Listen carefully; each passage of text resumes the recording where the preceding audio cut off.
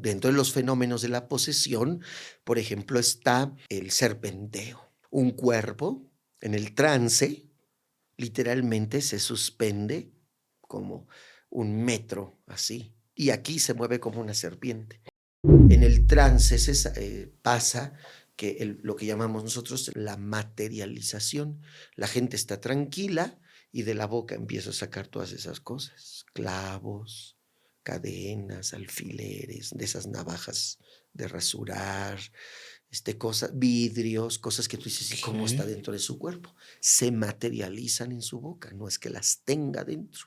Una vez sucedió en una casa, había ruidos, había cosas, y fueron al exorcista, este hermano los recibió. Resulta que ellos, cuando eran jóvenes, habían hecho un pacto con el diablo de juego. Dios. Lo dejaron, no pasó nada. Empieza a hacer el exorcismo, y entonces en la oficina contigua. ¿Qué tal? Bienvenido, bienvenida. El día de hoy un episodio muy interesante con el padre exorcista José Alberto Medel. Y decidí invitar a un sacerdote exorcista católico porque yo soy católico y para mí no había una forma más ideal de tratar estos temas que invitando a un perfil como el del padre José Alberto. Si ya has visto antes un episodio del canal, ya tendrás una idea de qué va el concepto y la temática del canal. Pero si no, bienvenido, bienvenida. He visto y gracias a Dios han llegado muchísimas nuevas personas de la audiencia. Y entre ellas, muchas personas mayores de edad. Así que yo sé, he leído en comentarios que es ridículo explicar cómo suscribirse, pero realmente habrá personas que no sepan. Entonces, bienvenidos, bienvenidas. Me ayudarás mucho si le picas al botón que dice suscribirse. Al ladito hay una campanita y me ayudarás muchísimo si le picas en la sección todas. De esta forma YouTube te estará avisando cada que haya un episodio nuevo.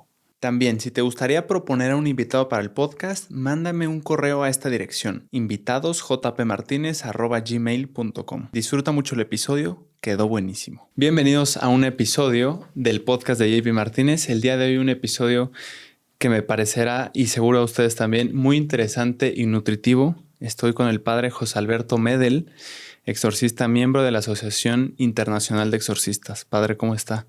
¿Qué tal? Mucho gusto a ti y a todos los que nos hacen el favor de escucharnos, de vernos.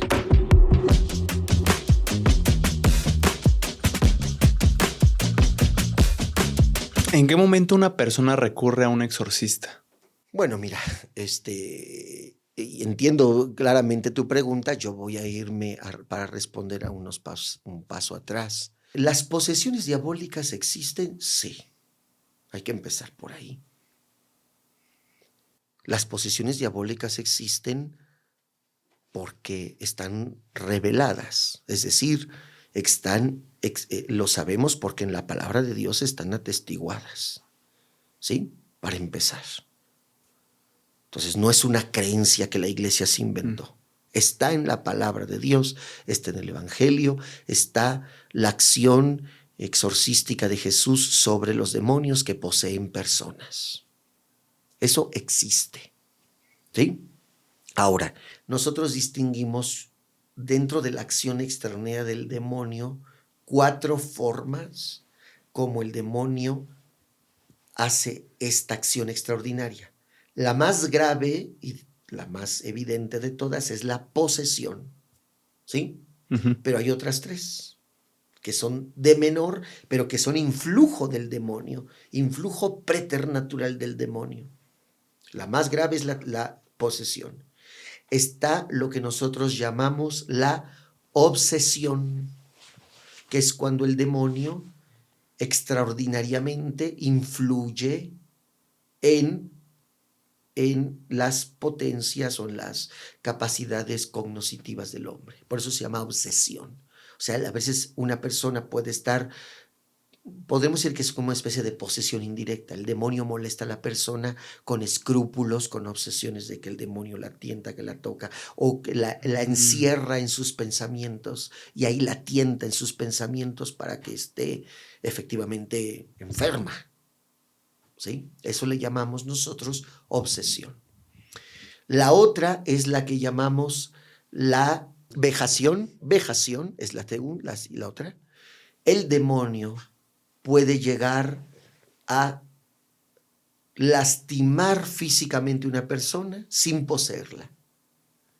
Por ejemplo, he sabido del padre San Pío de Pietrelcina, hay una película suya, muy buena por cierto, donde retratan estas luchas que tenía con el demonio. Cuando, de hecho, estaba encerrado, sus hermanos oían todas las golpizas, él terminaba golpeado, lacerado, lastimado, toda su habitación revuelta, porque literalmente luchó con el demonio, lo vejaba, esa es la expresión correcta. Esa es otra forma de acción extraordinaria. Nunca poseyó a San Pío, pero sí lo lastimaba exteriormente. Eso se llama vejación. Y la última es la infestación, que el demonio puede llegar a usar. No, o sea, sí los posee, pero temporalmente puede llegar a usar animales y lugares. ¿Sí? Por ejemplo, en un lugar donde se hacía brujería, en un lugar donde se invocaba el demonio, en un lugar donde se hacían cosas satánicas, el demonio llegó vamos a usar palabras, no son muy felices, pero para explicar, no son palabras muy precisas, pero para no ser demasiado técnico, como que a impregnarlo de su acción.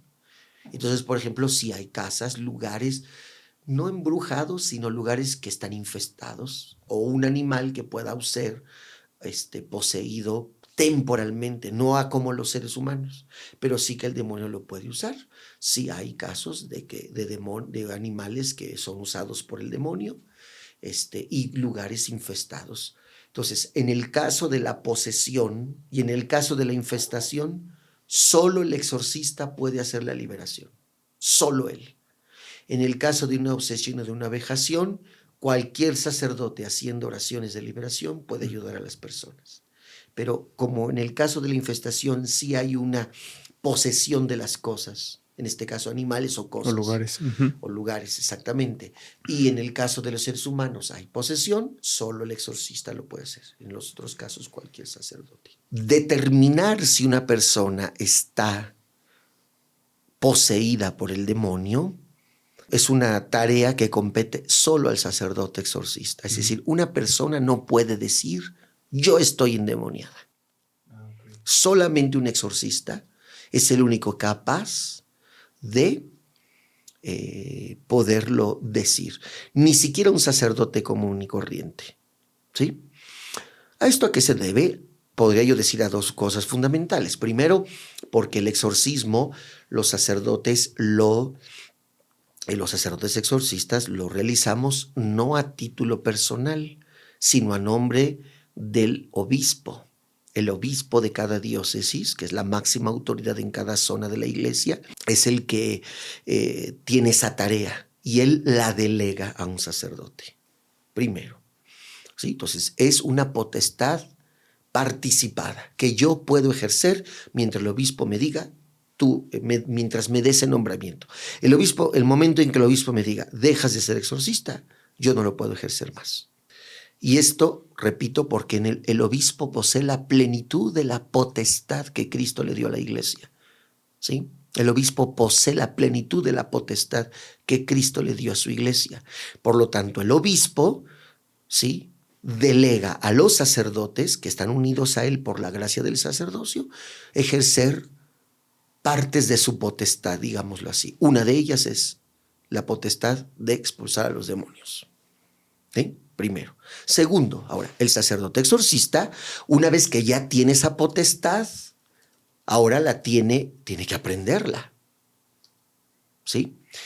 Y cuando digo aprenderla, muchos preguntarán, un sacerdote exorcista en qué se prepara, qué estudia, ¿no? Básicamente son cuestiones del espíritu, es decir, nosotros estudiamos básicamente una cosa o desarrollamos una habilidad, debemos desarrollar una habilidad fundamental que se llama el discernimiento. Es decir, la capacidad primero de distinguir si esa persona efectivamente está poseída por el demonio o no. Porque ahora sí, una vez que yo desarrollo esa capacidad de discernimiento y soy capaz de distinguir si eso que la persona presenta es acción del demonio o no. Si yo dije, si no es, pues no es. Pero si es, entonces ya tengo la potestad de expulsarlo. Pero no puedo ejercer esa potestad hasta que no tenga lo que nosotros técnicamente llamamos certeza moral para proceder al exorcismo. Entonces, una persona, ¿por qué recurre al exorcista? En principio, porque estrictamente, pues porque es objeto de una posesión demoníaca. Pero ya en sentido más amplio, una persona que siente algún tipo de influencia demoníaca. Y entonces recurre al exorcista. Pero insisto, una vez que esa persona llega al exorcista, el exorcista tendrá que distinguir si es una auténtica posesión o no lo es. Porque también, y decía yo, hay que discernirlo, porque puede haber personas que estén poseídas, pero que también estén enfermas de enfermedades psicológicas o psiquiátricas. Uh-huh. ¿Sí? O sea, no vayan a pensar tus seguidores que nosotros a cualquier cosa le llamamos demonio. Nosotros tenemos un equipo de personas especialistas que nos ayudan a discernir. Al final, quien hace el discernimiento final es el exorcista, pero tenemos equipos de personas, de laicos, bien formados en teología, en cosas espirituales. Tenemos psicólogos, tenemos psiquiatras, ¿sí? Porque nosotros tenemos que distinguir, aunque yo no sea psicólogo, aunque no sea psiquiatra, sí tengo que saber distinguir si una persona tiene una enfermedad. Claro. ¿Sí? Y decir, no, mire, esta persona no está endemoniada, esta persona tiene una enfermedad, entonces lo vamos a mandar con el especialista. Entonces tenemos médicos generales, psiquiatras, psicólogos que nos ayudan, peritos, ¿no? Porque puede haber una persona que sí esté endemoniada, pero también tenga enfermedades psicológicas o psiquiátricas. Podemos tener personas que no están endemoniadas, pero que sí están enfermas. O podemos tener personas que están sanas y que sí están endemoniadas. Entonces, por eso tenemos que distinguir y tenemos que prepararnos en todos estos ámbitos para poder saber efectivamente qué es lo que tiene la persona y poderla ayudar. Entonces, una persona viene porque dice que escucha cosas, que ve el demonio, que siente algo dentro de sí, y ya nosotros ya nos toca. Yo siempre lo comparo como un tratamiento médico. ¿Sí? Una persona viene y me dice, me duele el estómago. Puede ser una infección, puede ser, como dicen las abuelitas, solo te recargaste del estómago, es decir, te atragantaste, estás empachado, puede ser un cáncer, puede ser un síntoma de un infarto, puede ser muchas cosas, ¿sí? Entonces, necesitamos distinguir. Lo mismo nos pasa a nosotros, necesitamos distinguir. Y una vez que tenemos la certeza de que esa persona está poseída, entonces le hacemos el exorcismo. ¿Cómo es que una persona es poseída? El demonio tiene básicamente dos tipos de acción. Lo que llamamos la acción ordinaria y la acción extraordinaria. ¿Cuál es la acción ordinaria del demonio? El adjetivo lo dice, ordinaria, es lo que siempre hace. Su objetivo, ¿cuál es? Que te condenes. Ese es su objetivo. Que te condenes. ¿Cómo lo hace? Seduciéndote, induciéndote, tentándote a pecar. Pero al final, quien comete el pecado, eres tú. Uh-huh. Por lo tanto, esa es su función, que te condenes. El demonio no tiene otra tarea. Quiere que tengas su mismo destino miserable, que le des la espalda a Dios y que seas un desgraciado eternamente junto con Él. Ese es su fin. ¿Cómo tendré yo que cuidarme de la acción del demonio? No pecando, es la respuesta tan simple. ¿Por qué? Porque el pecado tiene como consecuencia la condenación, el infierno. Eso es lo que te debería de obsesionar, eso es lo que te debería de preocupar. Conoce la palabra de Dios y para nosotros naturalmente católicos creyentes recibe la gracia a través de los sacramentos, especialmente de la confesión frecuente, de la participación dominical en la Eucaristía, ¿sí? De tener una vida de oración, de hacer la caridad, de vivir en la caridad y hacer el bien al prójimo. Ahí no tienes que obsesionarte si el diablo te tienta o no. Tú haces esa chamba y estás, voy a usar una palabra que no me gusta mucho, pues, pero estás protegido. Ok. ¿Sí? Ahora, ciertamente, luego yo le digo a mi gente un poco en broma, un poco en serio, ¿no?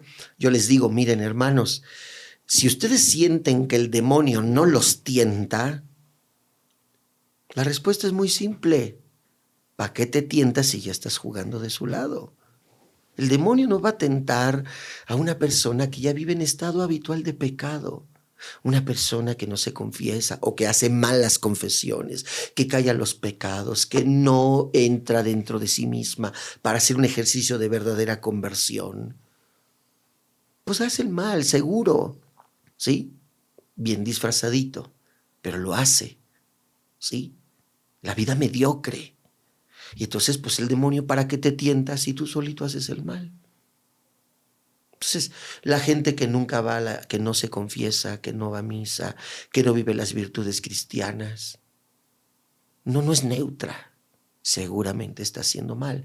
No pensemos en el mal, en cosas escandalosas. Es ese mal que erosiona la vida lentamente, poco a poco. Pequeñas traiciones, odios, rencores, frustraciones. Eso de lo que está lleno la vida, que hoy le llamamos estrés, que hoy le llamamos ansiedad y todas esas cosas. ¿Sí? Entonces, eso es lo que te debería de obsesionar si te quieres obsesionar de la lucha contra el demonio. Obsesiónate de vivir como Dios quiere para no caer en las redes del demonio. ¿A quién tienta el demonio? ¿A quién hace la lucha por el bien? A los mediocres, a los tibios y a los que hacen el mal, no tiene nada que hacerles porque ya están de su lado. ¿A quiénes tienta el demonio? A los que quieren ser buenos, a los que tratan de ser mejores, a los que quieren vivir como Dios quiere. Eso es uno. Esa es la acción ordinaria. La otra es la acción extraordinaria. Bien, de la acción extraordinaria estrictamente no te tienes que cuidar. La acción extraordinaria es la posesión demoníaca. ¿Por qué? Porque no es que el demonio, como a diferencia de la tentación, esté obsesionado en poseerte. No, ese no es su fin, porque la posesión no condena al poseso. Lo que se te imputa como bueno o malo son tus decisiones. Una persona es poseída contra su voluntad, por eso es poseída, por definición. Entonces, el demonio no está para, la posesión no condena al poseso. ¿Por qué? Porque es en contra de su voluntad. ¿Sí? ¿Qué gana el diablo entonces con poseer? Si su fin es que te condenes. Entonces, la posesión casi te podría decir que estrictamente el demonio tampoco la quiere. Porque en la posesión, en el exorcismo, el demonio es atormentado para que salga. Entonces, la explicación que la iglesia da al demonio, a la posesión demoníaca es que Dios la permite, no es que la quiera, la permite en razón del bien de las almas. Puede sonar un poco rudo lo que voy a decir, pero es pedagógico. Dios es padre y es pedagogo. Si tú ves ahora mismo en el internet, que ahora está de moda, todas estas charlas motivacionales de gente que habla muy bonito y que te dice cosas muy bonitas, los que te dan consejos de cómo educar a tus hijos, ¿no? Por ejemplo, te dicen, es que tienes que dejarlos volar y te ponen el ejemplo de la mamá ave, pajarilla, que agarra sus pajaritos y los avienta y el pajarito cae, ¿no? ¿Y qué cruel es la mamá? Pues es que si no, no va a aprender a volar. En un verdadero proceso de educación, un papá sabe que va a tener que luchar contra las tendencias naturales de sus hijos que está formando. Entonces le va a tener que poner límites. El hijo que no comprende va a decir, es que mi papá no me quiere, es el más malo del mundo. Yo quiero jugar con este cuchillo bien filoso que me encontré, porque se me hace bonito, se parece a la espada del augurio. Bueno, yo soy más viejo que tú, ¿no? de los Thundercats. Mira, es un cuchillo filoso, así plateado, brilla y corta bien bonito. Yo quiero jugar con este cuchillo, mamá, déjame jugar. Y la mamá, que lo mira desde otra perspectiva, dice, no, hijo, no puedes jugar con eso. El niño no ve lo peligroso de un cuchillo. El niño solo quiere jugar. Y la mamá, que sí advierte el peligro, le arranca el cuchillo. Con esto no, esto es innegociable. Ay, es que yo soy una mamá tan buena. Bueno, juega con el cuchillito. No, es innegociable, se lo arranca. El niño va a decir, mi mamá es la más mala del mundo. Así nos pasa con Dios. Y Dios muchas veces usa este tipo de acciones educativas, pedagógicas, para entender, porque somos tan egos, somos tan soberbios que no entendemos. Y entonces por eso Dios no es que quiera lo que hace el demonio, pero dice, ok, a veces literalmente tienes que tocar fondo. ¿De qué? ¿Cómo crees? ¿En qué se basa el éxito del sistema de los 12 pasos, por ejemplo, de los alcohólicos anónimos? ¿En qué se basa? En reconocer. Claro, que el alcohólico llegó al punto que le permitió darse cuenta de que está enfermo de alcoholismo. Tuvo que llegar hasta las heces, perdón por la expresión. Entonces Dios a veces nos permite eso. Primero porque respeta nuestra libertad. Y porque a veces nosotros tenemos que tocar fondo. Entonces, parte de esos procesos educativos, pedagógicos de Dios es, ok, tú quieres vivir lejos de mí y no solamente quieres vivir lejos de mí, has decidido objetivamente hacer el mal y quieres tocar el mal, órale pues, ahí vas. Y entonces por eso Dios le permite al demonio, es siempre con permiso de Dios, porque el demonio es una criatura, el demonio no tiene ningún poder, el demonio es una criatura. Después de Dios, existimos como seres personales dos tipos de seres, las criaturas angélicas y los seres humanos, que somos personas. Por eso a muchos les suena raro cuando la iglesia dice la persona humana, porque creemos que los ángeles también son personas.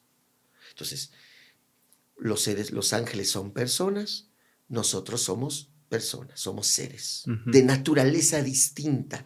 Los ángeles, en su angeleidad, en lo que son, Dios los dotó de propiedades propias de la criatura angélica. Y a los seres humanos nos dotó de las propiedades de los seres humanos. Por lo tanto, los ángeles no tienen propiedades humanas, ni los hombres tenemos propiedades angélicas. Somos de naturaleza distinta. Entonces, el demonio es un ángel caído, es de naturaleza angélica. ¿Qué puede hacer el demonio? Solo lo que está dentro de los límites de su naturaleza angélica. Por ejemplo, los ángeles no tienen cuerpo. Los ángeles, en principio, no pueden tener contacto con el mundo material. ¿Sí? Los seres humanos somos alma espiritual y cuerpo. ¿Qué es lo que hace que mi alma espiritual, que mi espíritu tenga contacto con el mundo material? El cuerpo. Mi parte corporal. Yo estoy tocando esto con mi cuerpo, pero como mi cuerpo informa mi alma informa a mi cuerpo, yo puedo decir que mi alma está tocando este vaso. Pero no lo estoy tocando con el alma, lo estoy tocando con la parte que puede tener contacto con lo material, que es mi cuerpo. Si los ángeles no tienen cuerpo, no pueden entrar en contacto con el mundo material. Por lo tanto, el demonio no puede manipular, no puede tocar nada corporal porque no tiene cuerpo. ¿Sí? Y si pudiera hacer algo con las cosas materiales sin tener cuerpo, es porque Dios se lo permite. Te lo voy a poner al revés. En el caso del ser humano. El ser humano con estos ojos no puede ver espíritus. No podemos ver espíritus, es una mentira. Nosotros no podemos ver espíritus. El ser humano con los ojos solo se conciben cosas materiales, se ven cosas materiales. Y si me pongo más filosófico, el ojo solo ve colores, no ve otra cosa. El ojo no ve otra cosa más que colores. Yo como sé que esto que está aquí es rasposo y que son como triangulitos, no sé cómo se llama esto. Yo como lo sé, con verlo, no, yo solo estoy viendo colores. ¿Cómo sé la textura de esto? Este es el sentido que me permite saber su textura. Yo no puedo saber la textura con los ojos. Yo no puedo saber cómo huele con los ojos ni con el tacto. Solamente es por aquí. No hay otro camino. Por lo tanto, los seres espirituales no son ni audibles, ni visibles, ni gustables, ni palpables, ni olibles. Esas propiedades corresponden a la materia. Los ángeles no lo son. Entonces, ¿por qué un ser humano podría ver un espíritu? Podría, porque Dios lo permite, nada más. Es una suspensión de la propiedad de ser humano. Exactamente, como una especie de excepción que Dios hace. Dios lo permite. ¿A qué me estoy refiriendo a esto? No estoy hablando de espíritus ni esas cosas. Estoy hablando de cuando Dios, que es espíritu puro, se revela, se deja ver. O Dios quiere que un ángel sea visible a un ser humano. Porque como nuestra única manera de captar es con nuestros sentidos, Dios va a permitir que con nuestros sentidos podamos captar cosas que no podemos captar con nuestros sentidos. Y eso es una excepción de Dios, que Dios hace muy excepcionalmente. Wow. Entonces nosotros no podemos ver almas en penas, ni sentir almas en penas, ni espíritus, ni cosas. Eso no va con nuestra fe católica, nuestra fe cristiana, con lo que está divinamente revelado. No se puede, el ojo no puede ver más que colores. Y eso es materia, refracción de la luz. Punto. Entonces, en este sentido, las criaturas angélicas, el demonio es una criatura angélica, no puede tocar, no puede entrar en el mundo, sino Dios se lo permite. ¿Y cómo lo hace? A través del cuerpo de una persona. Pero si cada cuerpo tiene su alma, el demonio se mete en un cuerpo que tiene, vamos a decir, las palabras que estoy usando, las estoy usando con un sentido pedagógico porque estrictamente no entra. Aquí nos meteríamos en muchas cuestiones teológicas, pero vamos a entenderlo así. El espíritu del demonio entra en un cuerpo y se manifiesta a través de ese cuerpo, ¿sí? Y ahí está también el alma que le corresponde a ese cuerpo. Y es la lucha interna que hay, ¿sí? Entonces el demonio es como se manifiesta. Pero es eso. Ahora, esto se da porque Dios lo permite y con un fin específico. ¿Cuál es ese fin? Porque puede ser que esa persona le haya abierto la puerta al demonio conscientemente y ha dicho, yo quiero la maldad y quiero hacer la maldad y quiero ser partidario del mal. No porque tenga yo esa intención, quiere decir que vaya yo a ser poseído. En realidad, una persona que manifiestamente haya querido ser propiedad del demonio no lo va a hacer, porque otra vez el demonio ya cumplió su fin. ¿A quién podría poseer? A una persona que está tan obsesionada con el pecado que Dios, para rescatarle, dice, ok, te voy a soltar. Y entonces Dios permite que sea poseída.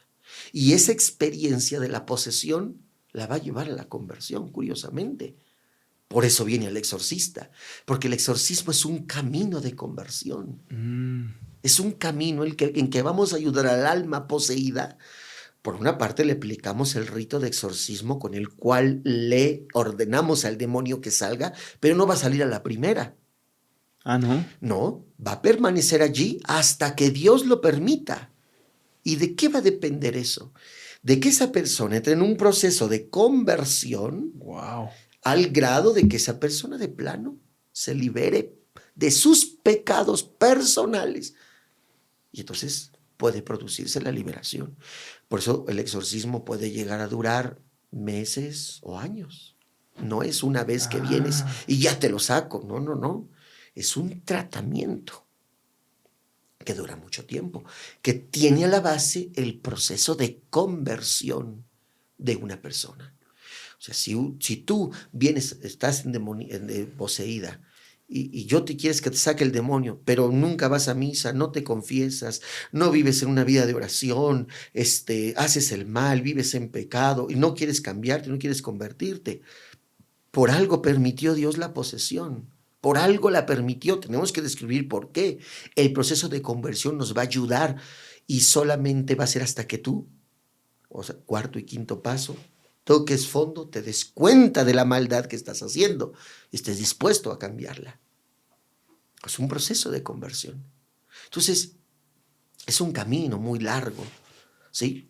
Entonces, Dios lo permite a algunos, no a todos, no necesariamente porque hayas practicado brujería o hayas practicado cosas satánicas o hayas practicado esoterismo, no necesariamente por eso, pero puede ser una causa. No necesariamente. No toda la gente que hace eso es poseída, pero hay gente que sí llega a ser poseída. Lo que sí es, entre comillas, una regla general es que cuando sale el demonio tiene que estar convertida la persona. No hay una forma de que no se haya convertido. Así es. Ahora, padre, algo que no entiendo de este proceso es por qué el demonio estaría interesado de meterse si sabe o no sé si sepa que va a ser torturado durante todo el proceso. Así es. Ese es el síntoma del egoísmo. Un egoísta no se ama. Un egoísta cree que se ama. Un egoísta no se ama, no se valora, porque el egoísmo anula lo que te va a abrir al verdadero amor, que es el otro. El verdadero amor es una relación de dos, de tú a tú, de todo. El amor es relación. El amor no es a mí mismo. El amor es hacia los demás. ¿Sí? Y de hecho, yo doy a los demás lo que hay en mí mismo. En ese sentido podemos hablar de amor propio, ¿sí? Si yo me amo, me valoro, me respeto plenamente como ser humano, va a ser el trato que te voy a dar. Una persona que no conoce a Dios, ¿qué imagen va a tener de Dios? El reflejo de su propia miseria. Eso mismo pasa en la vida humana. ¿Cómo vas a tratar a los demás? Los vas a tratar como tú te tratas. Con lo que tienes, exactamente. Entonces, un egoísta cree que se ama. Un egoísta cree que se valora. Un egoísta está encerrado en sí mismo. Y todo lo que hace está en razón de su egoísmo. Entonces, una persona que es en este sentido tan dependiente, en primer lugar es porque no se ama. Porque está tan obsesionada en lo que concibe como amor propio que piensa que esa persona que la maltrata, que la golpea, que la ningunea es un bien y no está dispuesto a aceptar que está en un error. No está dispuesto a aceptar que está en un error. ¿Cómo voy a estar mal yo? Eso es lo que necesito. A él es al que necesito, a ella es a la que necesito. ¿Cómo voy a estar mal? Entonces, el egoísta es soberbio. Uh-huh. Y aunque tú le adviertas del mal, no se va a mover ni un milímetro. Oye, amiga, date cuenta, te está golpeando. Sí, pero no, yo no voy a ver eso, porque yo lo amo. Es obsesión enfermiza. Entonces, el egoísta es soberbio, el soberbio es ciego, es sordo. Bueno, el más soberbio de este mundo creado por Dios es el demonio. Ahí está la respuesta a tu pregunta. ¿Por qué si el demonio sabe que va a ser sufrir, va a ser torturado, que incluso Dios, entre comillas, lo está usando? No es que Dios lo esté usando. Dice, bueno, pues si tú eres un mentiroso y quieres mentir, yo voy a usar lo que tú haces para el bien. Dios, perdón por la expresión que voy a usar, así como aquellos ahora yo supe, ¿no? Que ahora hay una industria donde se saca energía de la mierda, ¿no? ¿Sí o no? Sí. O sea, hubo alguien que estudió, que vio que había potencial y trabaja con la mierda y saca energía. Por lo mismo hace Dios. Dios saca bien del mal. Por lo tanto, si tu demonio que en tu soberbia, has entablado una guerra contra mí que no vas a poder porque tú eres una criatura, yo te hice. Pero es tal tu grado de soberbia. Bueno, pues voy a usar lo que tú haces, no porque yo estoy de acuerdo con lo que haces, sino porque lo haces, es una realidad, para sacar bien. Y entonces, pues ok, ¿tú crees que vas a vencer? ¿Tú crees que vas a ganar? ¿Tú crees que vas a engañar? ¡Hazlo! Pero yo voy a sacar bien de todo el mal que tú hagas. ¿Sí? Y el demonio, en su gran grado de soberbia, pues termina siendo utilizado. Ahora, como si bien entendí, como dijo, Dios no quiere que una persona sea poseída, pero en ciertos casos lo permite. Me ayudaría a razonar cómo eso no podría coartar la libertad de esa persona. O sea, porque si el proceso de exorcismo implica necesariamente que haya una conversión, ¿tiene opción esta persona poseída de no convertirse? Sí, claro. Hay gente que abandona el proceso de exorcismo. Hay gente que no lo sigue, que lo deja. Sí, o sea, no se coarta la libertad porque la libertad no consiste en elegir el bien o el mal. La libertad consiste en elegir lo que te haga permanecer en tu libertad y crecer en tu libertad, no lo que contradiga tu libertad, que es la esclavitud del mal. ¿Sí? Por lo tanto, Dios lo que va a hacer, si tú eres esclavo del mal, sacarte del mal. ¿Sí? Eso es lo que Dios va a hacer. Y por eso Dios va a usar de todo lo que, sin violentar tu libertad, va a usar todos los medios para inducirte al bien. Aunque a veces esos medios, más bien esos medios no fueron escogidos por Él, fueron escogidos por ti. Tú fuiste quien elegiste ese camino de mal. Entonces Dios, siguiéndote de alguna manera el juego, va a conducirte al bien. Mira, te voy a poner un ejemplo que he tomado de la Sagrada Escritura. En el libro del Génesis, la historia de José y sus hermanos. En esa historia, los hermanos venden a José. En ese momento, naturalmente, todo es crueldad. 10 hermanos vendieron a su hermano, lo metieron en un pozo, luego lo dieron pues a esta caravana de ismaelitas que se lo llevaron y luego no tuvieron corazón, agarraron sus ropas, las rasgaron, las llenaron de sangre de un animal y le dijeron a su papá, sabiendo que él iba a doler mucho porque amaba mucho a José, mira, tu hijo una bestia lo atacó, se lo comió, aquí están sus ¿no? Un relato que significa la maldad. La maldad.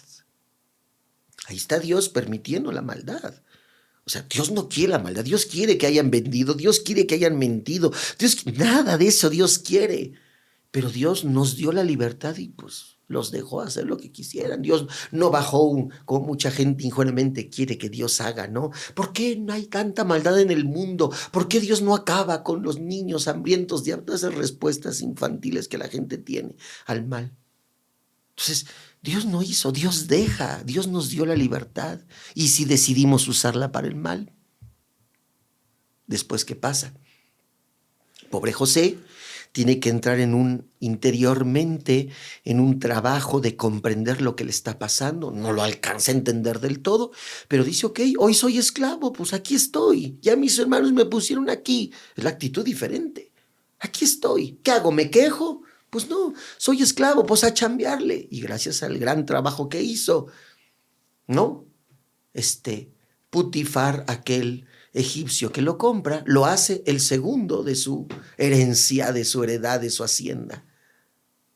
Él pudo haberse victimizado, ay, mis hermanos me vendieron, ya no quiero vivir, No, él dijo, bueno, pues aquí estoy como esclavo, yo quiero seguir adelante, y siguió, y salió sobre él. Le volvió a crear otra desgracia, porque él era, dice los textos, muy bien parecido, y entonces la esposa de Putifar se enamora de él, lo seduce, como no le hace caso, un día pues entra a su habitación, le dice, ahora sí vas a ser mío, lo agarra de las ropas, y él se sale de las ropas, pues, y sale desnudo, y ella sale gritando, ahí va, ese me quiso violar, aquí tengo su ropa, ¿no? Y va a la cárcel. Hijo. Otra vez. Y entonces puedes decir, no, pobrecito José, mira, desgracia, Dios lo abandonó, lo dejó solo, primero sus hermanos, salió adelante, ahora otra vez en el hoyo. ¿Qué hace José en la cárcel? Salir adelante. Y no voy a hacer el cuento largo, pero bueno, pues termina siendo el segundo, ya no de un hombre rico, sino del emperador de Egipto, del faraón. Viene la hambruna y sus hermanos, sin saberlo, llegan a Egipto y al que tienen delante de él es a su hermano. No sabían que él era. Cuando después se descubre todo esto que pasa, sus hermanos avergonzados dicen, deberías de estar enojado con nosotros, te deberías de vengar. Y dice José, es que Dios sabe por qué permitió toda esa maldad. Y vean, gracias a lo que ustedes hicieron mal, y gracias a que Putifar también me calumnió y me metió a la cárcel, hoy soy el segundo de Egipto, para que ustedes pudieran venir, traer a mi padre y no mueran de hambre. Entonces, lo que quiero decirte con este texto de la Sagrada Escritura es cómo Dios permite el mal, pero permitir el mal no quiere decir que se conforma con el mal. Dios va a tejer el bien en medio del mal, siempre, ¿sí? Pero tú puedes elegir, como los hermanos, permanecer en el mal, porque ellos siguieron engañando a su padre, pensando que su hijo lo había matado una bestia, cuando en realidad ellos lo vendieron. O como José, que decidió siempre salir adelante y no pelearse con la vida, y decidir tener una vida diferente. Y a Dios los permitió a los dos lo mismo. Pero al final, la maldad de la que fue objeto José, Dios en ella tejió para hacer el bien y rescatar a su pueblo. Entonces, eso es lo que pasa también aquí. Dios, en el caso de las personas que son poseídas, pues sí, claro, Dios les permite. Si tú quieres hacer el mal, te va a dejar que lo hagas. No te quieres convertir, así quédate. Pero Dios no se va a quedar con los brazos cruzados. Te va a buscar y te va a buscar y te va a buscar. Y te va a buscar hasta que tú decidas salir del mal. Y con algunos, pues que medio oímos, pues ahí la llevamos. Pero a quienes se obstinen y se encierren en su egoísmo para obsesionarse con el mal, pues Dios va a usar métodos más fuertes, porque lo que quiere es salvarte. Y ahí es donde podríamos ubicar la posesión. Y una persona que decide abandonar el proceso de exorcismo y mantenerse poseído, me imaginaría, vive en una agonía total. Por supuesto. Así es. Porque además también es cierto que el demonio, pues también siguen siendo engañadas. Hay gente que, pues mira, nosotros les llamamos técnicamente operadores del mal, porque con esta expresión, englobamos a muchas personas que hacen el mal, ¿no? Unos en menor grado, otros en mayor grado. Por ejemplo, en el internet hay una video que se hizo famoso, seguramente lo recordarás, de una viejita que está en un pueblo y en la pandemia, ¿no? Y le pregunta un entrevistador, no sé si lo viste, le pregunta el entrevistador, una viejita que tiene un puesto de cosas de brujería, huevos, hierbas y no sé qué tanta cosa, ¿no? Y le dice, ¿y qué vende? No, pues que esto, que dice, primero le dice, ¿qué hace trabajando con la pandemia? O sea, usted ya es una persona mayor de edad, vulnerable al virus, debería estar en su casa, ¿qué hace aquí? No, dice, y ella con un lenguaje muy florido. No, pues yo no tengo hombre, a mí ya me mantiene y tengo 3 hijas berijonas, creo que tengo que mantener y pues yo tengo que estar aquí chambeando y pues a mí ahí me mantiene, ni el gobierno y ahí hacer, ¿no? Y le dice, bueno, ya el otro muchacho, como para calmarla, ¿no? Le dice, bueno, a ver, dígame, ¿y qué vende? No, pues que huevos para las limpias, no sé qué. Y le dice, oiga, ¿y usted ese huevo? Dice, o sea, ¿y sí sirve? Dice, no, dice, creencias de gente pendeja, ¿no? O sea, ella con la sabiduría, no, sí, pero lo vende. Entonces, desde quien puede hacer el mal, aunque no lo crea, como esa señora tan pintoresca, hasta quien sí se cree satánico, quien sí es de hueso colorado y lo hace con el fin de operar para el demonio. O sea, en ese grande espectro. ¿Sí? Entonces, todos son esos operadores del mal. Desde quien lo hace sin querer queriendo, como dice el chavo, hasta quien lo hace con toda la conciencia y con todo el objetivo de hacerlo, pues. En ese espectro están los operadores del mal. Y existen operadores del mal, ¿sí? Aquí vamos a sacar a los que, como esta persona y como otros muchos, lo hacen pues, porque no creen, por inercia, por lo que tú quieras. Pero no seamos ingenuos. Si hay gente que quiere hacer el mal, si hay gente que le rinde culto al Satanás, sí hay gente mala, sí hay gente que quiere objetivamente, conscientemente hacer el mal. Sí hay. Hay gente que quiere desgraciar la vida a otros. Hay gente que quiere sembrar un reino de terror. Sí hay tristemente gente así. Entonces, pues a pesar de todo, Dios no va a dejar de buscarlos. Y si una persona conscientemente quiere buscar el mal y hacer el mal, aunque Dios no va a dejar de buscarlo, claro que va a ser más difícil. Es como una persona que tiene un cáncer y dice, yo ya no quiero que me hagan nada. Ya me quiero ir, quiero que el cáncer se agrave. No está desahuciada, pero quiere, pues ya no quiero nada, que el cáncer se agrave y que me acabe. ¿Habrá alguien así? Pues sí, hay quien piensa así. Ahí está la eutanasia, ¿no? Hay gente que sí lo hace, hay gente que sí quiere eso por sí mismo, pues. Entonces, pues Dios no lo va a impedir si una persona no lo quiere. Me imaginaría el proceso de un exorcismo es una metodología rigurosa. Así es. ¿Cómo se ven estos pasos para desposeer a una persona? Dentro de nuestra formación se nos dan todos los elementos para distinguir las distintas manifestaciones que nosotros llamamos propiamente preternaturales. Hace un momento hablaba, ¿sí?, del orden natural. El ojo ve, el oído oye, los 5 sentidos. ¿Sí? Eso está en nuestro cuerpo. Nuestra alma entra en contacto con el mundo material por el cuerpo y por las capacidades que tiene el cuerpo, que básicamente son estos 5 sentidos. ¿Sí? Ahora bien, ya dijimos que el demonio es una criatura.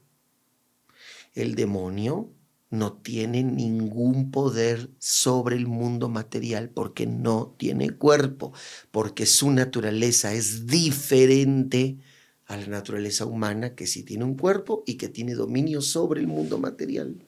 Entonces, aquí vamos a distinguir 3 tipos de acción. La acción natural, que es la que está circunscrita a las posibilidades de nuestra naturaleza. En el caso de nosotros los seres humanos, ¿tenemos poder sobre la naturaleza? Sí. ¿Cuál? Pues lo que podemos hacer con la naturaleza y que hemos hecho con el saber racional científico, ¿no? Hemos manipulado a tal grado el mundo que hoy existen todos estos aparatos que nos permiten que personas nos puedan ver en otro tiempo, en otro lugar, en otras circunstancias.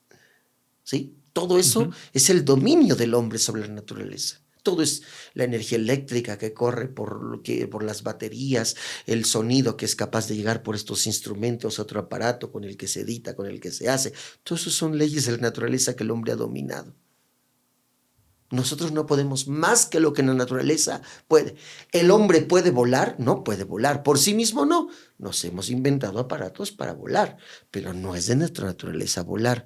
El hombre nunca va a volar si no es porque se hace con su inteligencia, con el dominio que tienes de la naturaleza, cosas que le ayuden a volar. Ya existen los aviones y ya existen los cohetes y no vamos a poder llegar a otro planeta si no es por los medios naturales. Esa es la naturaleza. El demonio no tiene ningún poder sobre la naturaleza humana, porque su naturaleza es otra. Y ahorita voy a decir cómo se llama esa. Entonces, el poder sobre la naturaleza se llaman poderes naturales, sobre la naturaleza, que es la actividad humana sobre el mundo material. ¿Quién es el único que tiene poder sobre la naturaleza? Ese es Dios. El hombre puede actuar dentro de la naturaleza, dentro de las leyes de la naturaleza. Dios, que es el creador de todo, él sí puede actuar sobre la naturaleza. Vamos a decirlo así, romper las leyes de la naturaleza que él creó. No lo hace tampoco, porque por eso la dotó de leyes. ¿sí? Ujú. Pero Dios, cuando actúa en la naturaleza, lo hace en virtud de su poder sobre la naturaleza. A eso se le llama poder. Sobrenatural. Eso solo lo tiene Dios y nadie más. ¿Sí? Ahora, ¿cómo puede actuar? Si ya dijimos que el demonio puede actuar en la naturaleza, ¿cómo le permite Dios al demonio actuar en la naturaleza, dado que él no tiene poderes en la naturaleza, ni tampoco sobre la naturaleza? A esos poderes les llamamos, por decirlo de alguna manera, poderes, posibilidades, les llamamos preternaturales. Esa es la palabra propia.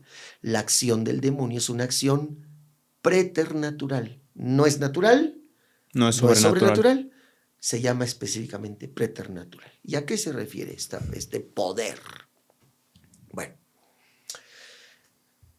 el demonio estaba, por decirlo así, otra vez nos vamos a meter en muchos entresijos teológicos, pero para ser muy simple, vamos a decir que el demonio estuvo antes, cuando Dios creó el universo material. Por lo tanto, el demonio tiene aunque no tiene poder en la naturaleza, ni sobre la naturaleza, sí conoce las leyes de la naturaleza. Ujú. ¿Sí? Sí. Entonces el demonio, conociendo las leyes de la naturaleza, apantalla al hombre utilizando las leyes de la naturaleza que el hombre no conoce. Te voy a poner un ejemplo. Hace 500 años, el ser humano conocía la electricidad. No. Muy bien. Por lo tanto, no manipulaba la electricidad. ¿Sí? Si el ser humano veía o experimentaba una acción, antes de eso, el hombre no conocía la electricidad, por lo tanto no la manipulaba. Ujú. ¿Eso quiere decir que no existía la electricidad hace 500 años? No. Solo no tenía conocimiento el ser humano de eso. Sí existía la electricidad, pero el hombre no la manipulaba Sí. porque no la conocía. ¿Sí? Pero sí existía. Ujú. Una experiencia empírica de la existencia de electricidad sin saber qué es electricidad, ¿cuál es, por ejemplo? Pues cuando las ropas tocan, ¿no? Cuando la toques, que hace una chispa, cuando te quitas una cosa y se siente la fricción del electricidad, pelo. la Incluso. fricción del pelo, todas esas cosas. Bueno, Ujú. cuando hace 500 años no conocían los hombres la electricidad, no sabían qué eso era electricidad y por lo tanto no la manipulaban, ¿qué explicación le daba el hombre a todas esas cosas? Pues una explicación muy esotérica, muy fantasiosa. Sí, sí. El demonio, que sí conocía la electricidad porque él conoce las leyes de naturaleza, a los hombres de aquellos años los apantallaba usando las leyes de naturaleza que el hombre no conocía. Hasta la fecha, el demonio sigue usando de aquellas leyes de la naturaleza que el hombre no conoce todavía. Wow. Y como no las conocemos, se espanta. Nos da apariencia de poder, nos da apariencia de superioridad. Pero en realidad el demonio no es más que un engañabobos, es un prestidigitador. Dije, la scimmia di Dio, dicen los italianos. Es un payaso que le hace creer al hombre que es poderoso, que tiene poder, que puede manipular, que puede hacer las cosas. Lo único que hace es manipular aquellas cosas de la naturaleza que el hombre no conoce.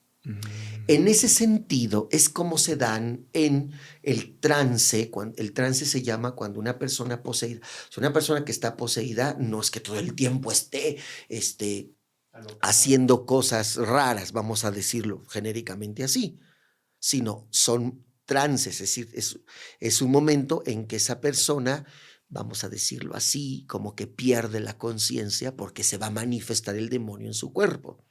De hecho, la persona no es voluntaria no es dueña de su cuerpo, no está haciendo las cosas voluntariamente, es el demonio que está usando su cuerpo. ¿Pero su alma sí está de lado? Está ahí, claro, está ahí, ¿sí?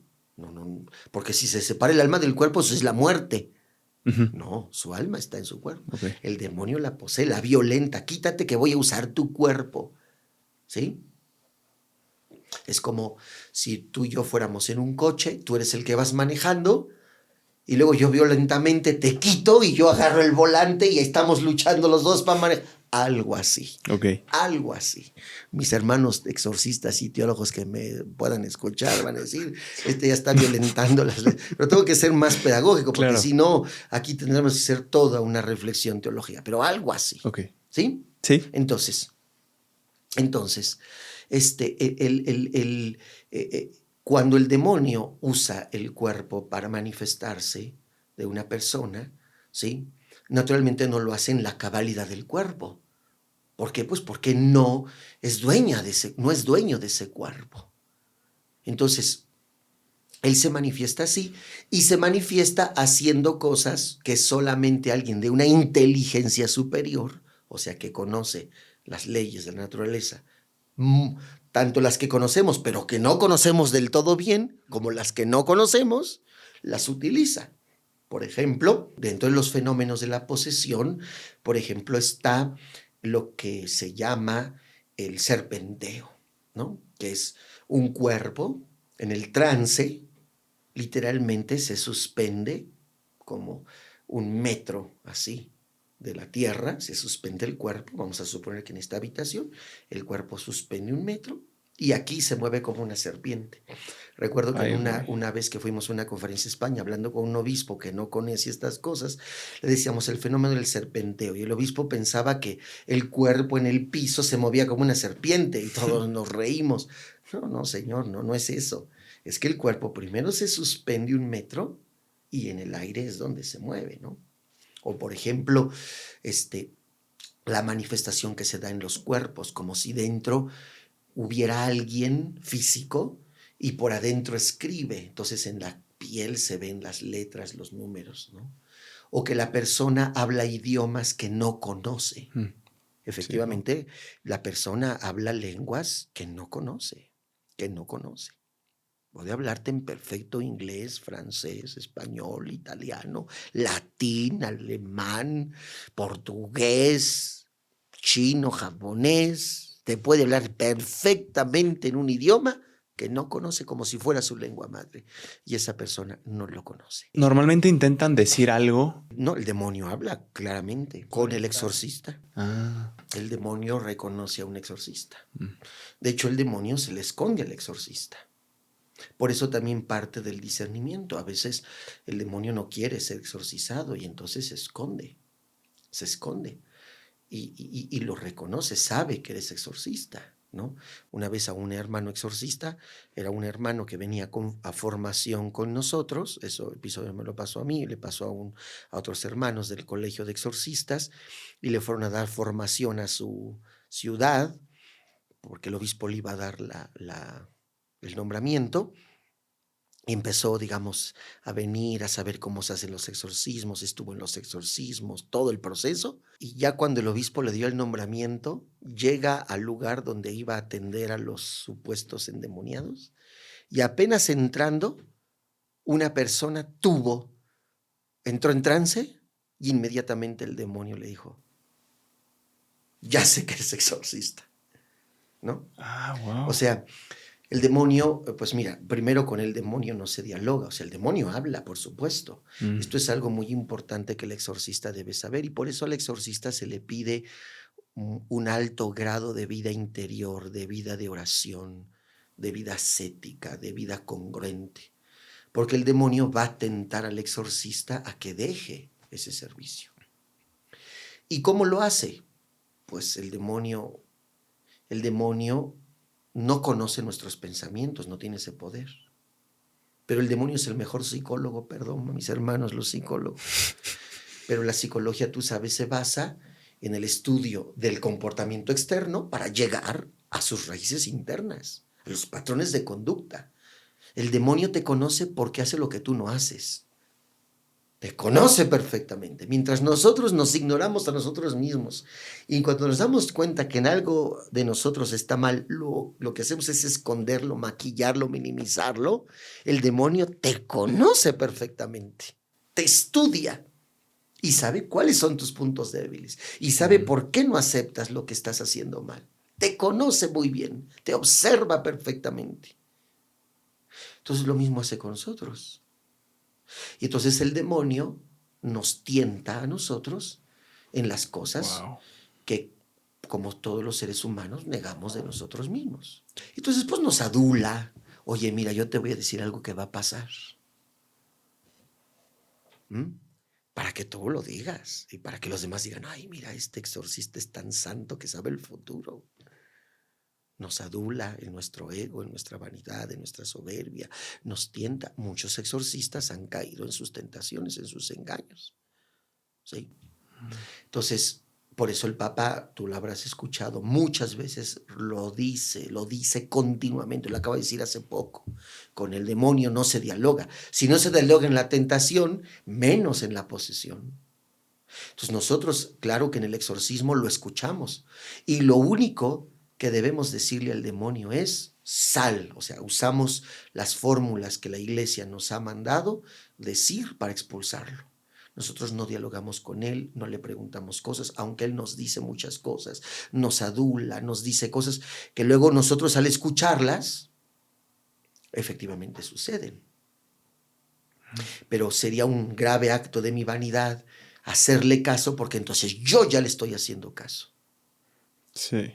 Y él me puede envolver, caramba, se está cumpliendo. Lo puede hacer, me puede decir cosas verdaderas. Y yo hacerle caso, hacerle caso, hacerle caso. No, pues sí, al final estoy recurriendo a él. Entonces es nunca oírlo, nunca escucharlo, porque cuando una persona entra en trance muchas veces habla.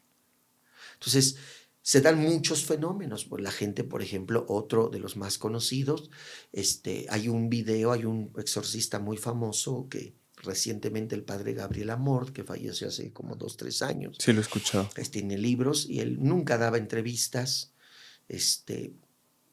pero dio muy pocas más bien.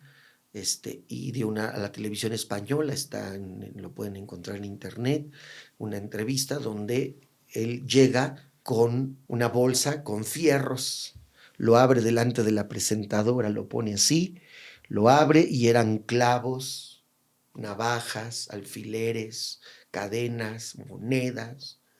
En el trance pasa que lo que llamamos nosotros la materialización. La gente está tranquila y de la boca empieza a sacar todas esas cosas, clavos, cadenas, alfileres, de esas navajas de rasurar, vidrios, cosas que tú dices, ¿y cómo está dentro de su cuerpo? Se materializan en su boca, no es que las tenga dentro. Todos estos fenómenos de los que estoy enunciando están dentro del orden preternatural. En algún momento sabremos cómo eso es posible. Uh-huh. Bueno, eso con respecto a los fenómenos.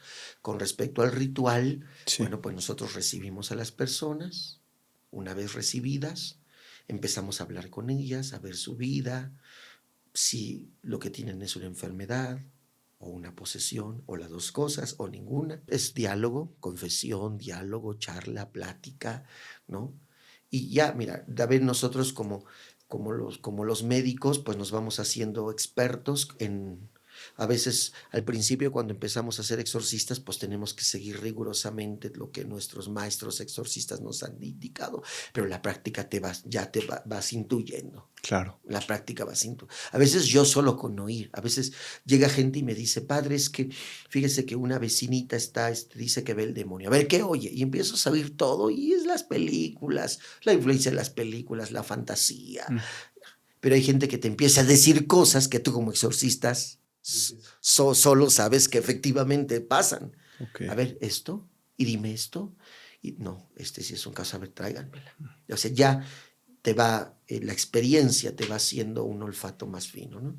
Entonces, una vez que tú ves cuáles son las cosas, si es solo una cuestión de posesión demoníaca o si es una enfermedad, entonces pedimos opinión porque a veces no es tan claro. A ver, psicólogo o psiquiatra, trátalo, a ver, ve. Y entonces nos dicen, no, sí, ahí tiene este problema. No tiene ningún problema. Ya es un elemento más de discernimiento. Porque te digo, puede ser que esté poseída y que no esté enferma. Puede ser que esté enferma y no poseída. Puede ser que no tenga nada. Entonces, una vez que ya lo vemos, entonces ya aplicamos el exorcismo y ahí es cuando entran en trance. Ahí es cuando el demonio se manifiesta. De hecho, el exorcismo lo hacemos en lugares cerrados, apartados, no pueden ser públicos, no, por mandato de la iglesia no puede haber cámaras, grabaciones. Por eso la gente que nos acompaña en el exorcismo es gente de absoluta confianza, gente de vida de oración, gente que está en nuestro equipo más cercano, que reza, que tiene una vida congruente, porque el demonio ahí los ataca también. O sea, ¿en qué sentido los ataca? Ah, mira, tu ayudante hizo esto y esto y esto, si es que no se confesó. Lo puede ¿Cómo evidenciar y cree? avergonzar, porque lo que quiere es que no nos ayuden nosotros. O sea, pueden Se haber quiere muchas provocar. cosas. Entonces es gente, pues el primer requisito para pertenecer a nuestros equipos es no querer estar en nuestros equipos. O sea, una persona que, no, yo tengo curiosidad, me interesa, quiero entrarle. No. Es gente que tiene que tener una vida muy congruente, probada al menos en los límites de nuestras posibilidades. Y una vez que esas cosas suceden, que esas personas están con nosotros, entonces entramos, es un rito litúrgico, existe un libro litúrgico que se llama Ritual de Exorcismos, así como existe el rito del bautismo, el rito de la confirmación, el rito de la Eucaristía, el rito de los exorcismos. Y seguimos ese ritual meticulosamente. Y ahí es una celebración, nos revestimos, usamos el alba, la estola, se lee la palabra de Dios, empezamos con las invocaciones y llega un momento en el que, sobre todo cuando empezamos a hacer las oraciones las oraciones, la oración del exorcismo tiene dos grandes partes, la oración imprecativa y la imperativa. La imprecativa es cuando decimos, Señor, tú con tu poder todo lo creaste por amor, pero el hombre se desvió, le abrió la puerta al demonio y él tiene una guerra contra ti y hoy está afectando a esta persona, así es que con tu infinito poder, tu misericordia, tu bondad, libera a esta persona que sufre, ta, ta, ta, ta, ta, ta. Y ahora sí, la siguiente es la oración imperativa, de orden. Sal, espíritu del mal, en nombre de Cristo. Y ahí es donde las personas, ya desde antes empieza a manifestarse, empiezan con estas manifestaciones, ¿no? Se contorsiona, vomita, todas estas cosas que ya dije, saca cosas de la boca, hay manifestaciones en su cuerpo, etc. Eso es un poco lo que pasa, sucede ahí, pero nosotros estamos orando, estamos confiando en Dios, y llega un momento en que eso se termina, la persona, digamos, vuelve en sí, a la normalidad, y a continuar su vida de virtud, a crecer en la virtud, a crecer en la conversión, y la citamos para 2 o 3 días, dependiendo de cómo veamos.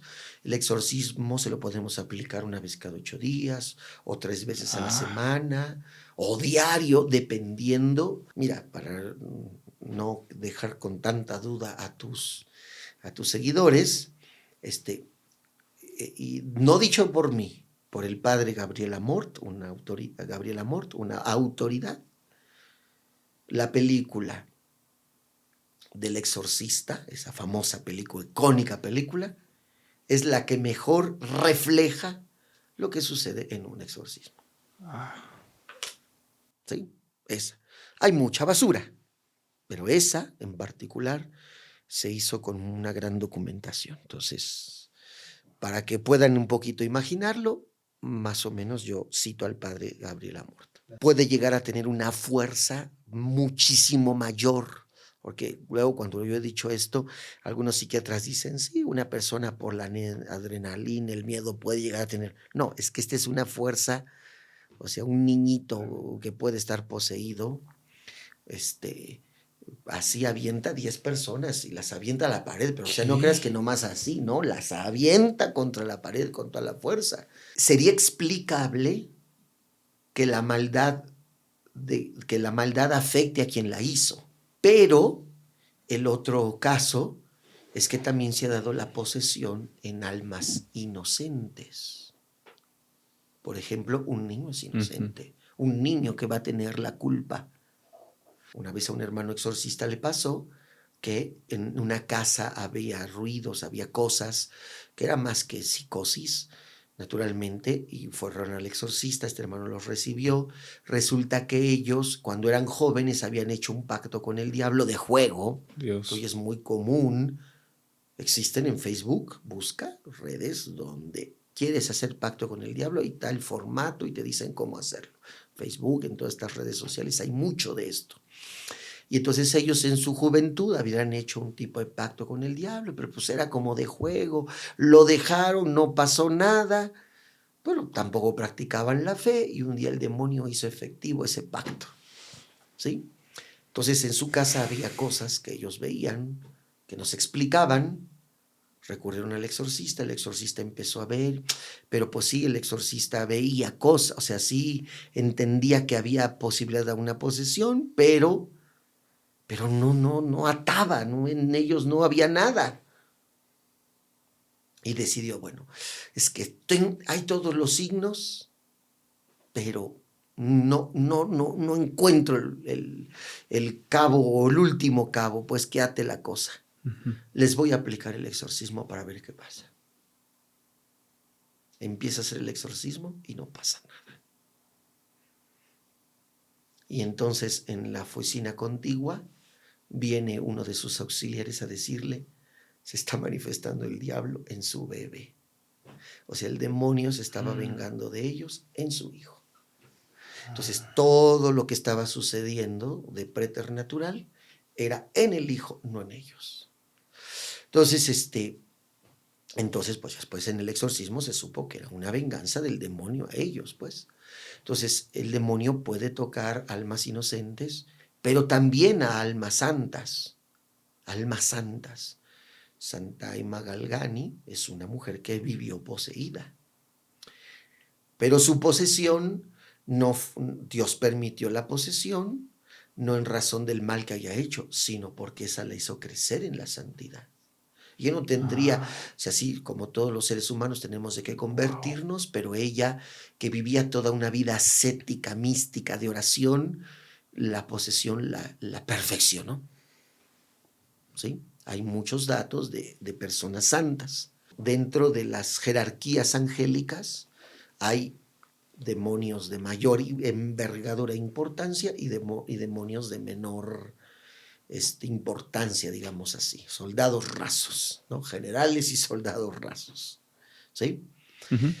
Y en esa gran jerarquización, ¿sí? Pues naturalmente tú dirías, el demonio más poderoso podría dañar más que el demonio menos poderoso. Pero más bien aquí es lo que Dios permita. Entonces puede haber un demonio de menor jerarquía que haga mucho daño, puede haber un demonio de mucha jerarquía que haga poco daño. A mí no me pasó, pero le pasó a un hermano sacerdote, un exorcista, que por ejemplo le tocó un demonio que se manifestó haciendo payasadas, o sea, el endemoniado está haciendo como payaso, contando chistes malos y haciendo como un payasito, ¿no?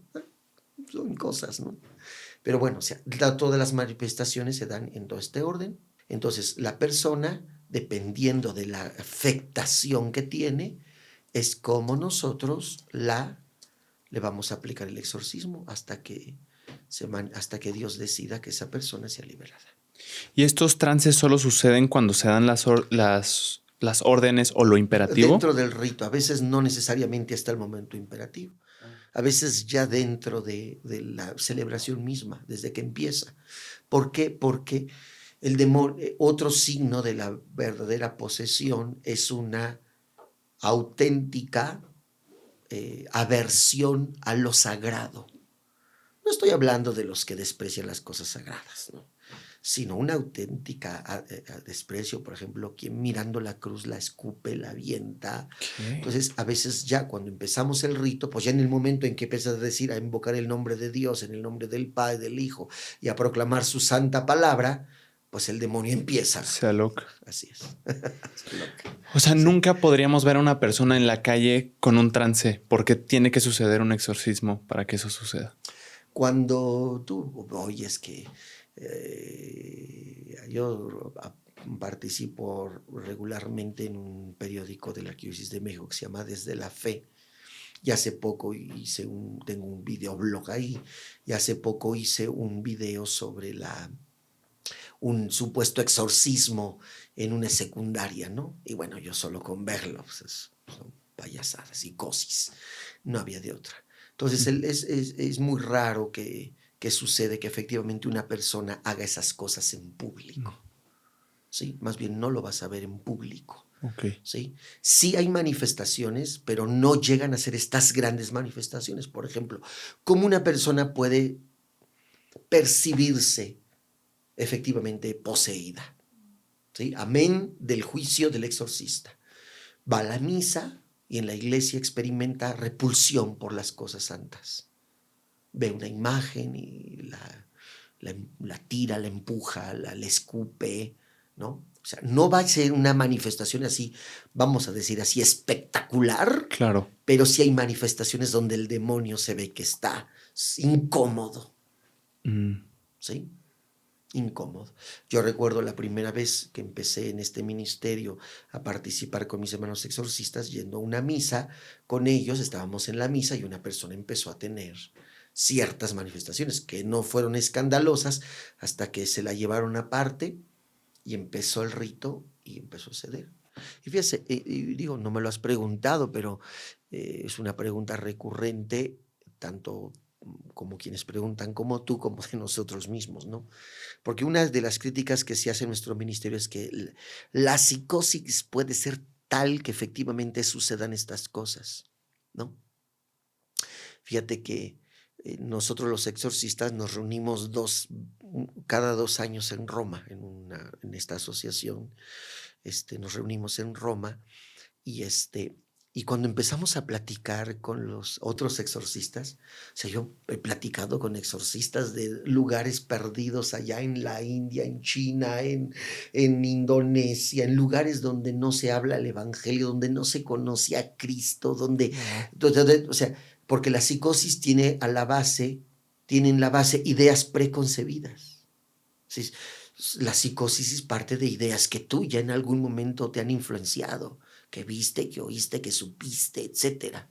Entonces la psicosis se va a dar, se va a hacer, la psicosis se va a manifestar con cosas que la persona de alguna manera ha conocido, ha sabido, ¿sí? Entonces, ¿cómo te explicas que en lugares donde no se conoce a Dios, donde la gente ni siquiera tiene un conocimiento de Dios, de Cristo, del Evangelio, del demonio, por qué las manifestaciones que se dan son idénticas a las que se dan en cualquier lugar del mundo? No son psicosis. Padre, le agradezco mucho la información. Creo que es muy valiosa porque a veces se dan por entendido cosas o entre la ignorancia se hace un revoltijo que ya no se tienen las cosas claras. ¿Qué le gustaría que se llevara la audiencia de esta conversación? Yo les invito a que se informen, a que conozcan. Yo aquí en unos minutos he tratado de resumir temas que nosotros estudiamos mucho tiempo, que la iglesia, la teología, los sacerdotes en general estudiamos y nosotros en particular las estudiamos. Y que no tenemos todo el conocimiento, no todo lo sabemos, no todo lo explicamos. A veces no usamos las palabras adecuadas y por usar palabras no muy precisas la gente termina entendiendo lo contrario de lo que quisimos decir. Esto es un hecho, ¿sí? Creas o no, es un hecho. El fenómeno de lo satánico, de lo demoníaco, es un hecho. Es un hecho. Yo muchas veces sobre todo hay sacerdotes que no creen en estas cosas, ¿eh? O sea, así como hay gente que no cree, hay gente que dice, no, el demonio no está para eso, el demonio no existe para estas cosas. Y hay sacerdotes que hasta en contra de nuestra fe terminan diciendo que el demonio es una figura y esto está en la palabra de Dios, es un hecho. La brujería existe. Yo les digo a los sacerdotes, miren hermanos, aunque tú no creas en estas cosas, el hecho de que una persona vaya al brujo, vaya al chamán, vaya al esotérico, vaya que le lean las cartas, eso es un hecho. Se produzca o no algo de eso es otra cosa. Es un hecho real, es un fenómeno humano que existe y que suele ser altamente agresivo. Más allá de que creamos en los efectos que estas cosas tengan, que existan, es un hecho humano muy fuerte psicológicamente, muy fuerte. Y que nosotros como pastores, como representantes de la bondad de Dios, tenemos que atender. Lo tenemos que atender, ¿sí? Entonces, les diría yo a todos que nos acerquemos a estos temas con respeto, por quienes los han vivido, por quienes los están viviendo y los están sufriendo. No banalicemos, respetemos, porque hay gente que se ha metido en estas cosas. Creas o no. Segundo, atrévanse a conocer. La peor cosa que podemos hacer en la vida es quedado con nuestras ignorancias. Atrevámonos a conocer, a preguntar. Yo estoy para servirles. Por eso cuando me invitan a espacios como el tuyo, no tengo ningún resquemor en hablar. ¿Por qué? Porque yo siempre he dicho que el primer demonio que hemos de exorcizar es el de la ignorancia. Porque si queda la ignorancia, junto con el miedo, nace su hijita, que es la superstición. Entonces, el primer demonio que hay que exorcizar es el de la ignorancia. ¿Sí? Tercera cosa, no le tengan miedo al demonio. El demonio ya fue vencido por Cristo en la cruz. Ya fue vencido. El demonio está declarado con muerte cerebral. Parece que está vivo, pero ya está muerto. No tengan falsas esperanzas, no sigan el camino del mal. Ya fue vencido el demonio. Y cada vez que optas por hacer el mal, ten claro que estás optando por el camino de la derrota. Entonces, liberémonos de eso. Preocupémonos de aquello que sí nos condena. Dice Jesús, no se preocupen por los que matan el cuerpo. Ocúpense de los que matan el alma. De eso sí, de los que pueden llevar tu alma a la perdición. Y no estoy hablando del infierno, Estoy hablando de todas esas ideas, de todas esas ignorancias, de todos esos miedos que en esta vida te paralizan y te hacen tomar opciones equivocadas. Es aquí, en esta vida. No estoy negando el infierno ni eso, no lo estoy negando. Lo que estoy diciendo es que preocúpate por las malas decisiones que tomas, por las ideas equivocadas que has dejado que llenen tu mente y tu corazón y que te hacen infeliz, que hacen infelices a los demás. Y yo como exorcista que he visto todo este tipo de cosas que tú las oyes y te dije, vean la película de Exorcista y te puedan ser terroríficas, a mí eso no me aterroriza. A mí me aterroriza saber que un hombre secuestró a unas personas, las descuartizó y las deshizo en ácido. A mí eso me horroriza. A mí me horroriza saber que una persona toma una metralleta y entra a una casa y acribilla a una familia. A mí me horroriza que haya alguien que violente a una mujer. A mí me horroriza que haya una madre que conciba como un acto de su libertad privar de la vida al hijo que se está gestando en su vientre. Eso es lo que nos debería de horrorizar. La corrupción, la maldad, la violencia, los asesinatos. No. Si el demonio anda haciendo cosas extraordinarias. Eso es lo que nos debería de horrorizar. Y sábete que cada vez que pecas estás del lado de los derrotados. El demonio y el mal ya fue derrotado por Cristo en la cruz. Lo demás, instrúyanse, catequícense, evangelícense, fórmense. Porque el objetivo de catequizarse, de evangelizarse, de formarse, es que descubras la luz de la verdad, del amor, y vivas libre, no esclavo de tus pecados y de tus errores, sino libre por el amor.